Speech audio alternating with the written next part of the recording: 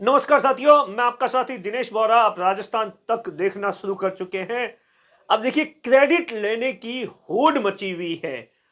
जो केंद्रीय मंत्री गजेंद्र सिंह शेखावत है, उनके समर्थकों और रविंद्र सिंह भाटी के समर्थकों के बीच में क्रेडिट लेने की होड़ मची हुई है और उसी के चक्कर में एक के बाद एक कई पोस्टर्स आ रहे हैं, कुछ वीडियोस आ रहे हैं, सबके अपने अपने दावे हैं।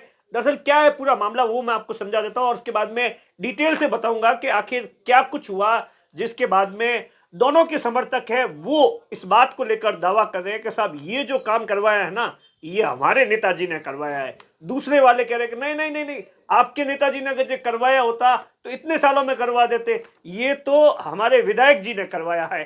क्या सच है क्या झूठ है, ये मैं आपको तमाम चीजों को बताने की कोशिश करूंगा।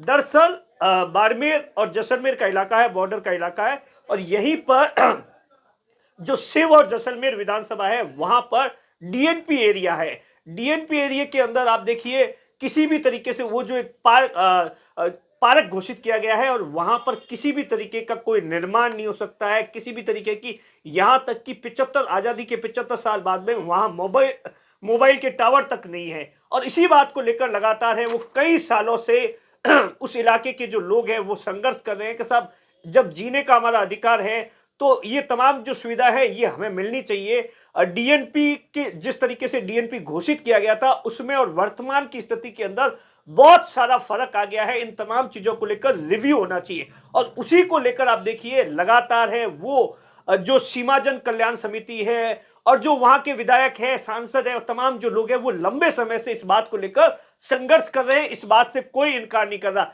बीजेपी की सरकार बनी, उसके बाद में बीजेपी के तमाम नेता है वो लगातार इस मुद्दे को लेकर है वो दिल्ली के अंदर तमाम तरीके से लोगों ने मुलाकात की थी। कैलाश चौधरी जब मंत्री थे, उन्होंने भी 2-3 बार इस मुद्दे को लेकर तमाम तरीके से मुलाकात की थी और बताया था कि साहब भूपेंद्र यादव मंत्री थे उनके साथ में।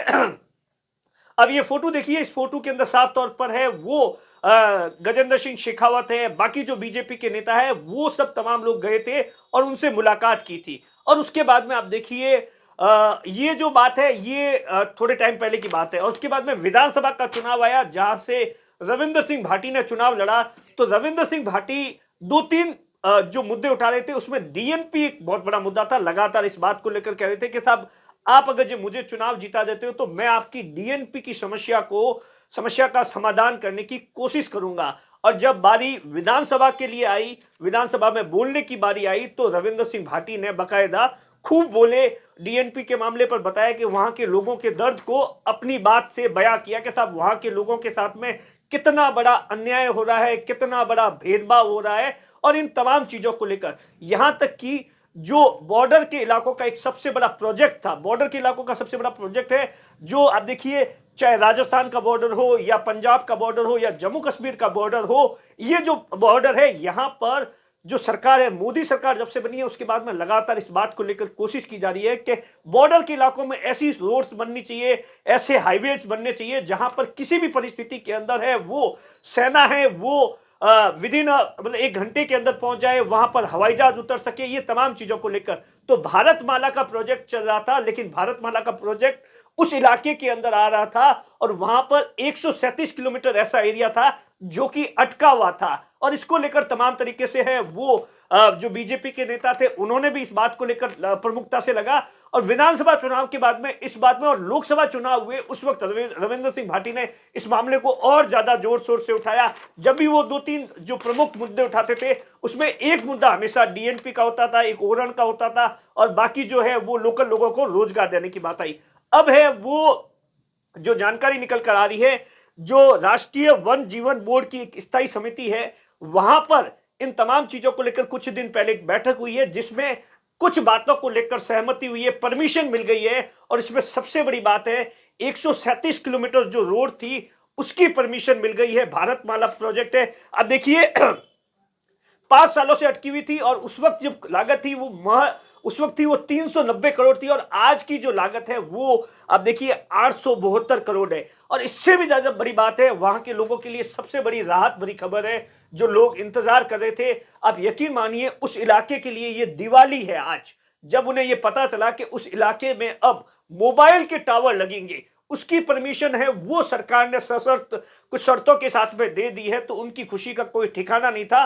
और वहां पर और ज्यादा आप देखिए, इतना मतलब स्थिति खराब है कि लोग रोड नहीं है और पानी के लिए वहां लोगों को संघर्ष करना पड़ता है, बिजली के लिए, क्योंकि इन तमाम चीजों के पानी के कनेक्शन के लिए भी लोगों को कई सालों का इंतजार करना पड़ता है। लेकिन मोबाइल टावर के बाद में उनके चेहरे पर साफ तौर पर खुशी है, वो झलक रही है, इस बात से इनकार नहीं किया जा रहा है। और जैसे ही ये खबर आई तो उसके बाद में सोशल मीडिया पर लगातार है बहुत सारे लोगों ने गजेंद्र सिंह शेखावत को इस बात को लेकर बधाई दी कि आखिरकार गजेंद्र सिंह शेखावत की है वो मेहनत रंग लाई है। तो दूसरी तरफ रविंद्र सिंह भाटी के सीधे तौर पर समर्थकों का कहना है कि साहब देखिए, भाटी ने जिस तरीके से विधानसभा के अंदर इस मामले को उठाया था और उसके बाद में सरकार ने इस मामले को सीरियस लेकर तमाम चीजों का है वो समाधान कर दिया। कुल मिलाकर आप देखिए, सोशल मीडिया पर जो है वो इस बात को लेकर होड़ मची है कि साहब ये काम मैंने करवाया। और ये पहली दफा नहीं है, इससे पहले भी बहुत सारे ऐसे काम थे जिसको लेकर लगातार है दोनों गुट है वो अपने अपने दावे करता है। नमस्कार।